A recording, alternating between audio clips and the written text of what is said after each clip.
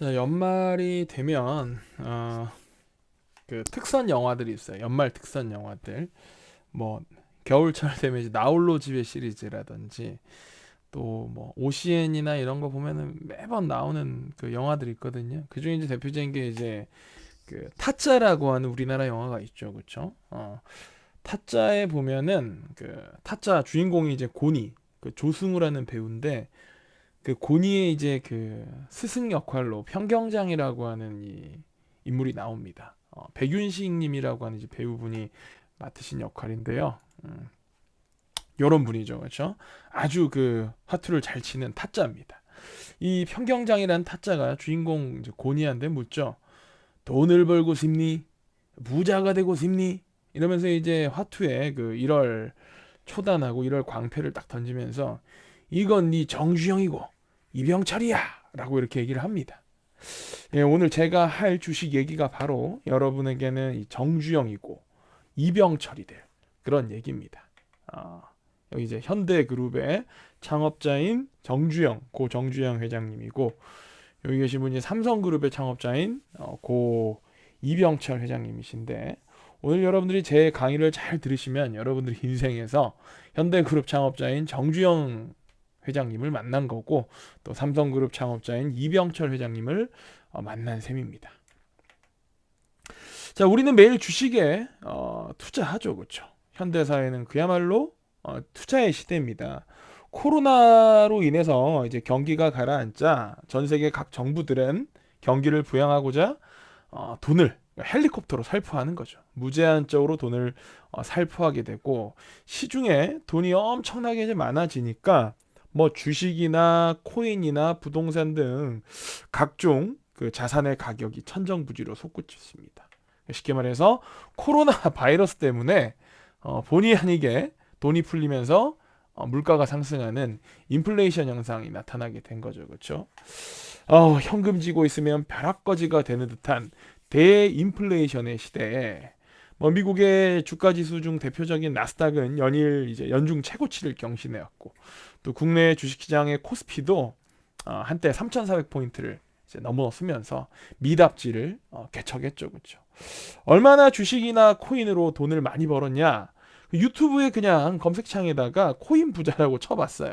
치니까 그냥 뭐 다 100억씩 벌었다고 합니다. 100억 코인 부자, 가상화폐로 번 100억, 청년 100억 수익 인증. 야, 그러니까 코인으로 이렇게 이제 벼락 부자 된 사람들이 수두룩 빽빽하니 나오니까 예, 우리는 그야말로 투자를 하고 싶어 하는 게 아니고 투자를 해야만 할 것 같은 그야말로 등 떠밀려 투자하게 되는 대투자의 시대에 살고 있습니다. 자, 그런데 과연 주식 투자로 돈을 번 사람이 몇 명이나 될까요? 뭐 주식시장에 농담 중에 이런 말이 있습니다. 인생은 어차피 한강 아니면 한강뷰다. 이게 농담 같지만 사실 몹시 살벌한 얘기죠. 주식에 투자를 잘해서 대박이 나면은 한강뷰가 보이는 고급 아파트에 살 수 있지만 투자 잘못해서 쪽박 나면 그냥 한강물에 투신해야 한다는 웃지 못할 농담이죠. 너도 나도 매일 들여다보는 그 주식시장의 호가창. 과연 사람들은 주식으로 돈을 얼마나 벌었을까요? 자, 2020년 3월부터 10월 코로나 특수 때 투자자들의 누적 수익률을 보면 수익률이 어마어마합니다. 2020년 한 해는 그야말로 엄청난 해였죠. 전 연령대 주식 수익률이 무려 18.4%나 됐습니다. 자, 얼마나 대단합니까? 18.4%가 보통 대단한 게 아니죠. 그렇죠? 자, 18.4%. 은행에 저축해봐야 기껏 1%도 안 주는 금리인데 전 국민의 평균 수익률이 18.4%나 되니까 그야말로 대단한 수치죠. 뭐 오죽하면 2020년 한 해는 고릴라나 오랑우탄을 데려다 놓고 주식 투자를 시켜도 돈을 벌었을 거라고들 얘기를 합니다. 자, 그런데 이렇게 돈 벌기가 쉬운 걸까요, 주식으로? 자, 주식 시장의 수익률을 다른 기간별로, 다른 시기별로 한번 보면 어떨까요? 자, 한번 봅시다. 자, 개미들의 저조한 주식 투자 수익률. 자, 개인은 2012년에 마이너스 30.8%, 2013년에 마이너스 30.9%, 2014년에는 마이너스 42.6%. 자, 뭐 쭉쭉쭉 해서 2017년에 잠깐 돈을 벌고 나머지 애들은 전부 다 돈을 잃었어요. 자, 2017년 한 해를 빼고는 전부 손해나는 장사. 2020년에는 주식 안 하면 바보 소리를 들었지만 이를 제외한 나머지 애들은 주식하면 바보 소리를 듣던 그런 시장들이었습니다. 자, 그러면 주식을 하지 말아야 하나?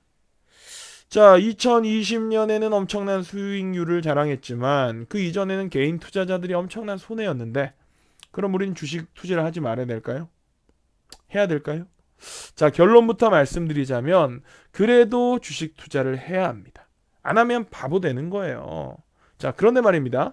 중요한 거는 주식 투자를 뭐 하긴 하는데 어떻게 해야 하냐? 이게 관건이겠죠. 그렇죠?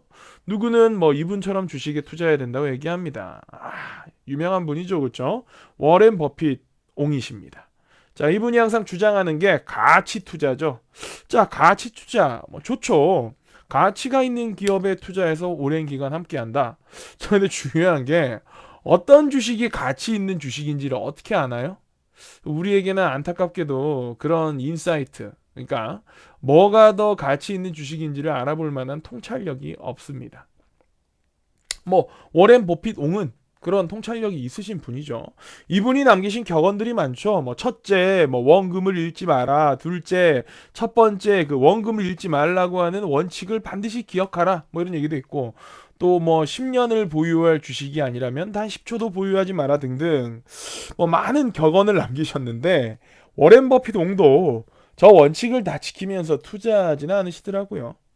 자, 이분 조지 소로스라는 분입니다. 뭐 유대인 출신으로 퀀텀 펀드라는 사모 펀드를 만들어서 엄청나게 투자했고 뭐 영국의 영란은행을 이렇게 항복하게 만든 사건부터 해서 우리한테는 가슴 아픈 96, 97 IMF 외환 위기를 가져왔던 아시아 외환 위기까지 다 뭐 이 사람의 작품이라는 그런 얘기가 있죠. 그렇죠? 조지 소로스를 따라서 공격적으로 파생 상품 위주로 투자를 한다. 뭐 좋습니다. 뭐 전설적인 투자자들 많죠. 월스트리트의 마젤란 펀드로 유명했던 뭐 피터 린치, 또 뭐 브리지드 워터 어소시에이션의 뭐 레이 달리오 같은 투자자들. 자, 이런 전설적인 투자자들을 따라해 보는 것도 좋은데요. 중요한 건 저 사람들은 직업이 전업 투자자입니다. 근데 우리는 아니잖아요. 저 사람들은 밥 먹고 하는 게 투자예요. 우리는 밥 먹고 내 생업을 유지하고 그 사이에 짬을 내서 투자를 해야 합니다. 저 사람들은 굴리는 단위가 억 달러 단위예요. 우리는 굴리는 단위가 뭐 끼케야 뭐 수백만 원에서 수천만 원. 그 조금 큰 손 개미다. 그럼 뭐 억 단위 정도 되겠죠. 그러니까 우리랑 저 전설적인 저 투자자들하고는 입장이 좀 많이 다른 거예요. 그런데 뭐 저 사람들의 투자 격언이나 원칙이 우리한테 크게 소용이 있을까요? 자, 중요한 건 시기입니다. 자, 무슨 말이냐? 제가 그 주식시장에서 좀 좋아하는 격언이 있어요. 무슨 격언이냐면은 그 비정상일 때 투자하라라는 격언입니다. 이 비정상이라는 시기는 일시적인 상태예요. 그리고 곧 정상으로 돌아갈 거기 때문에 비정상인 시기일 때 뭔가에 투자를 하면 머지않아서 이게 정상 상태로 회귀하게 되고 그러면 돈을 벌 수 있다는 겁니다. 예를 들어서 뭐 코로나 시기에 사람들이 여행을 많이 안 다니게 될 거면서 이제 기름 가격이 국제 유가가 많이 떨어졌죠. 그렇죠? 근데 코로나로 인해서 여행을 안 다니게 되는 거는 비정상적인 상태고 코로나가 이제 극복이 되면은 다시 여행을 다니게 되겠죠. 그러면 기름값은 다시 오를 거니까 기름값이 이렇게 비정상적으로 떨어졌을 때 그때 투자라는 뭐 그런 얘기인데요. 뭐 이 격언 하나만큼은 제 생각에는 워렌 버핏 같은 전설적인 투자자나 우리 같은 장사미사에게나 동일하게 적용받는 격언이라고 생각합니다. 자, 주식 투자를 해야 합니다. 근데 어떻게 어디에 투자하는 것보다 훨씬 중요한 게 바로 언제 투자해야 하나, 언제가 비정상적인 시기냐, 이 얘기가 중요한 것 같거든요. 제 생각에는. 자, 제가 중학교 2학년 때였습니다. 97년이에요. 97년 11월에 우리나라에 이제 IMF 외환 위기라는 게 찾아왔어요. 그때 당시에 이제 원달러 환율이 2,000원이 넘어갔습니다. 지금 이제 원달러 환율이 뭐 1,200원 좀 안 되니까 거의 뭐 지금보다 원화의 가치가 반토막 정도 났던 거였죠. 그때 당시 재계 서열 2위가 대우라는 회사 있었어요. 지금 이 뭐 영상을 보시는 분들 중에서 연배가 좀 있으신 분들은 이제 대우, 김우중 회장의 대우를 알 거예요. 대우가 이제 당시 재계 서열 2위였거든요. 그때는 현대가 아마 1위였을 거고 대우가 2위였던 것 같은데 대우그룹이 막 부도나고 그랬던 시기였어요. 97년 말에 이제 그 세계 그 IMF 인터내셔널 모니터리 펀드, 그러니까 뭡니까, 국제통화기금, 얘네한테 이제 구제금융을 받기로 이제 결정을 했고, 다음에 이제 98년에 뭐 3월에서 6월 동안 700포인트대 되던 코스피 포인트가 270포인트까지 곤두박질을 쳤습니다.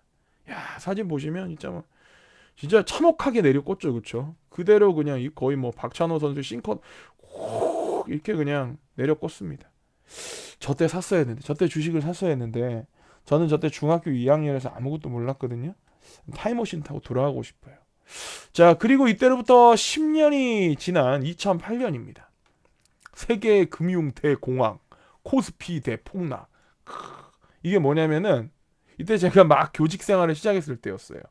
이때는 뭐 그 투자 인사이트도 없고 직장 생활을 막 시작해서 아는 것도 없고 돈도 없고 그랬는데, 이때 미국에서 그 서브프라임 모기지론 사태라고 하는 게 막 터졌어요. 그러면서 뭐 그 유명한 메릴 린치나 리만 브러더스 같은 세계적인 이 금융 투자 기업들이 망하게 되면서 그냥 뭐 미국의 뭐 주식시장도 폭망하고 우리나라 주식시장도 같이 폭망했거든요. 그러면서 뭐 1500포인트 왔다 갔다 하던 주가가 이게 900포인트 선까지 그대로 내리꽂았습니다. 야, 이건 진짜 확 랜디 존슨입니다. 그대로 내리꽂더라고요. 아, 외환위기, IMF 외환위기급의 급락이 10년 만에 재현된 거죠. 그렇죠? 저 때 샀어야 되는데, 저 때 이제 뭐 직장 생활 막 시작하고 뭐 또 첫 담임을 맡아서 정신이 없던 시기라서 아무것도 몰랐죠. 근데 또 타임머신을 타고 돌아가고 싶네요. 자, 그리고 그로부터 12년 뒤인 2020년입니다. 자, 증시 반등 없는 수직 낙하, 이런 경우는 처음. 자, 이런 경우 많았어요. 앞에도 아까 IMF 때도 있었고 뭐 2008년 외환 저기 금융 위기 때도 있었고, 뭐 어쨌든 2020년 3월에 야, 한 2200포인트 정도 되던 주가 지수가 여기 보시면 그대로 내렸겠죠, 이렇게. 이게 1400포인트 때까지 갔었죠. 저는 지금이니? 이때 이제 오는 또 위기니? 10년마다 오는 위기니? 하고 들어가고 싶었지만 돈이 없었어요. 뭐 이렇게 집 사느라 빚을 많이 내가지고, 그래서 크게 들어가지 못하고 이제 소액으로만 투자했는데, 게다가 이제 그 이전의 외환위기나 뭐 아니면 금융위기 때는 전고점 대비해서 거의 한 5, 60%씩 빠지더라고요. 그래서 이제 저는 요번에도 한 5, 60% 빠질 것 같다 그랬는데, 그래서 많이 돈을 못 넣고 더 기다렸죠. 더 빠지기를. 근데 더 안 빠지더라고요. 더 안 빠지고 그냥 이대로 안녕 난 간다 하고 반등해가지고는 그대로 3,300을 막 넘어서면서, 자, 어쨌든 자, 이때 뭐 제 마음속에 어느 정도 확신이 있었어요. 지금 이 코로나로 인한 주가 붕괴는 비정상적인 거고, 기다리면 다시 정상으로 돌아가게 된다. 그럼 주가는 다시 오르게 된다. 이거는 기회다. 이건 찬스. 테이크 잇 해야 된다. 이렇게 생각을 했었습니다. 근데 뭐 크게 벌지 못하고 놓쳤죠. 그렇죠? 하지만 아쉬워할 필요 없습니다. 자, 기회는 다시 돌아오는 겁니다. 자, 그래프를 보시죠. 지금 보시면 이 우리나라 이제 코스피의 지난 40년간의 역사인데, 한 10년 주기마다 큰 그 위기가 한 번씩 오더라고요. 보니까 98년에 IMF 외환 위기로 한번 크게 내려 꽂았죠. 그렇죠? 그랬다가 또 2008년 그 금융 위기 때 또 한번 크게 내려 꽂습니다. 쾅 내려 꽂죠. 그렇죠? 그리고 또 한 12년 뒤에 또 이 코로나 때 또 콱 한번 크게 내려 꽂죠. 그러니까 대략 한 10년 주기마다 뭔가 대형 박앤세일의 기회가 오더라는 거예요. 뭐 물론 중간중간마다 소형 박앤세일도 오는데 사실 그건 좀 불안하잖아요. 그렇죠? 어디가 바닥인지 어디까지 내려갈지 좀 모르니까 대충 보니까 10년 정도마다 큰 대형 박앤세일이 오는데 뭐 그것만 노려도 돈을 벌 수 있다는 거예요. 맨날 골치 아프게 주식 호가창을 들여다보고 뭐 장기 투자니 뭐 이런 거 할 필요 없습니다. 그냥 10년마다 대략 위기가 오는데 그때만 잘 잡아서 샀다가 싸게 샀다가 오르면 팔면 돈을 버는 거예요. 실제 10년마다 위기가 왔잖아요. 우리가 못 잡고 보냈을 뿐이지. 자, 그 위기에 투자하면 됩니다. 뭐 외계인이 침공해 왔다든지 아니면 베이징이나 워싱턴 상공에 뭐 핵미사일이 떨어지지 않는 이상 한번 내려 꽂았던 주가 다시 비정상은 정상화되기 때문에 다시 회복하게 됩니다. 그러니까 10년마다 정도의 위기에 투자하면 돼요. 자, 실제로 보시면은 여기 그 제가 얘기했던 역대 10년마다의 위기였거든요. 97년 외환위기 때 전고점 대비 65% 박앤세일 했죠. 그렇죠? 2008년 글로벌 금융위기 때 전고점 대비 55%. 2020년 코로나 때 전고점 대비 36%. 자, 여러분들 뭐 우리가 매년 11월 되면은 그 아마존닷컴 같은 데서 뭐 블랙 프라이데이 해가지고 막 대박앤 세일한 막 사잖아요. 크게 필요하지도 않은 건데 일단 할인을 많이 하니까 그냥 사고 보는 거지 않습니까? 아니 주식 시장도 마찬가지예요. 10년마다 마치 주기적으로 세일이 들어와요. 거의 반값 세일이 이렇게 들어오는데 이때 안 살 이유가 뭐가 있겠습니까? 그러니까 우리는 평상시에 각자 자기 생업에 충실하면 돼요. 그렇게 살다가 뭐 신문이나 보면서 언제쯤 위기가 오고 언제쯤 대형 박앤세일이 올까라고 기대감에 부푼 채로 그냥 살아가면 됩니다. 그러다가 이제 세일이 오면 그때 놓치지 않으면 되는 거예요. 근데 뭐 누군 이렇게 얘기합니다. 뭐라 얘기하냐면은 아니 장기간 봤더니 어차피 우상향이네. 그러면 그냥 10년마다 세일할 거 기다리지 말고 그냥 지금 사서 쭉 기다리면 안 되냐? 안 됩니다. 왜 안 되냐면요. 우리는 사서 못 기다려요. 우리는 사면은 1년, 2년 안에 팔아야 돼. 1년, 2년 기다리는 것도 많이 기다린 거예요. 그러니까 우리는 사서 막 30년씩 장기 투자 못 하거든요. 그러니까 안 되니까 그냥 10년마다 위기가 오면 그때 저점에 사면 됩니다. 저가에 사서 오르면 팔면 됩니다. 자, 그런데 이제 타이밍은 알겠어요. 언제 사야 되는지는. 근데 이제 마지막 의문점이 있죠. 아니 10년마다 대형 박앤세일의 기회가 오는 건 알겠는데 그 기회가 오면 뭘 사야 되냐? 자, 우리 같은 주식 무지렁이를 위해서 수많은 파생 상품들이 나오고 그 중에 그 인덱스 펀드라는 게 있습니다. 이게 뭐냐면 개별 종목에 투자하는 게 아니고 그냥 우리나라 종합 주가 지수 코스피 같은 이 지수를 따라가는 펀드예요. 이 지수가 오르면 이 인덱스 펀드의 가격도 같이 오르고 지수가 내리면 인덱스 펀드의 가격도 같이 내리는 거거든요. 되게 고맙잖아요. 그냥 우리가 개별 주식 종목을 선별할 필요가 없는 겁니다. 거기다가 이 인덱스 펀드를 ETF라고 뭐 익스체인저블 뭐 트레이딩 펀드인가? 그래서 거래 가능한 주식처럼 사고 팔 수 있는 그런 거래 가능한 펀드도 다 증권사들이 만들어 놨어요. 그 중에 이제 제가 뭐 광고하는 게 아니고 우리나라에 제일 많이 거래되는 이 ETF, 코스피 ETF가 코덱스 코스피라는 상품이 있습니다. 이거 얼마나 좋은 거냐? 이거 뭐 개별 종목을 따질 필요가 없어요. 우리의 통찰력, 우리가 얼마나 종목을 잘 선정하냐 그런 능력 전혀 필요 없습니다. 그냥 코스피의 지수랑 같이 연동되는 거예요. 실제로 이 코덱스 코스피가 지난 그 3월 20일 날 14,200원 됐었거든요. 자, 이때 만약에 샀잖아요. 지금까지 갖고 있었으면 얼마냐?